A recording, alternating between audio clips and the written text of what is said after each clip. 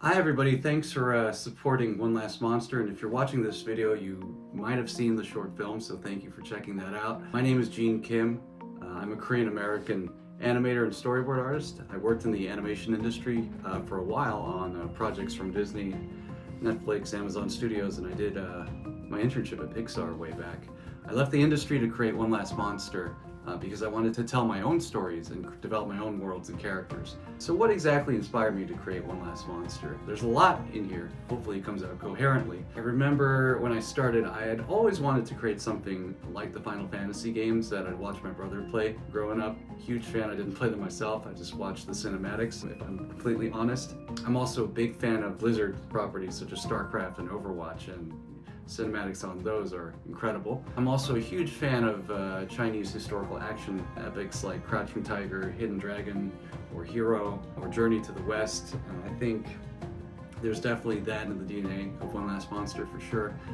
And obviously I'm a huge fan of anime. In thinking about One Last Monster, I can see traces of like Evangelion, Gundam, Nausicaa, Princess Mononoke, Robotech, Macross, Cowboy Bebop, I mean, you name it. If it was on in the 90s or early 2000s, classic anime period, then I probably absorbed it thanks to Cartoon Network, Toonami Block, and the Sci-Fi Channel's Saturday morning anime. There was also a more personal connection, I think, that went into creating the film. My mom had passed away in 2015, and I was very close to her. If you watch the end credits through the film, you'll see her picture at the end as a dedication. And as a Christian, I was trying to wrestle with my faith in the wake of my mom passing. And if you see the story, it really is about a character that's wrestling with a higher power, in a sense, it being Didas. So I think a little bit of that mourning, grieving process was definitely in the film. The tumult of the world in 2016 with the first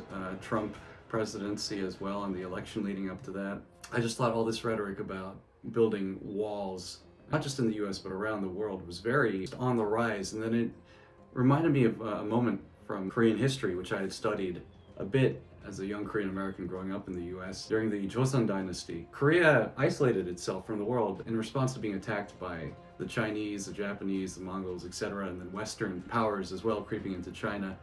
And so I thought, there does seem to be a connection between building the wall and the isolationism of Korean history. And that's when I realized that I should combine Korean history with sci-fi fantasy, and all the anime and gaming and cinematic influences I had. And so instead of having foreign powers attacking Korea, now you have a situation in which alien powers are attacking Korea. That all went into the film. So I know that's a bunch of random things too. A couple other things. I remember the initial premise for the film was about a girl who was looking for paradise, and I think that kind of ended up in the film ultimately because Yura is trying to create paradise and keep her world safe. She is just really struggling with what the right way to do it is, especially in the larger context of the universe. Lastly, I knew I wanted to tell a story that was serious, obviously, but also to have fun doing it, to have serious and fun qualities at the same time. I think that's why I have characters such as General Bizzo and Oolong, the rabbit, who are based on stuffed animals that my brother and I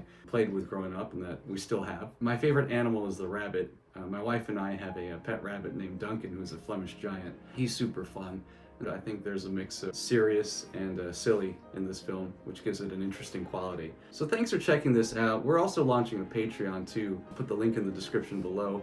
You can join for free, and you can support me, as I would love to keep making more One Last Monster content. So thank you for watching. Stay tuned for more. Bye.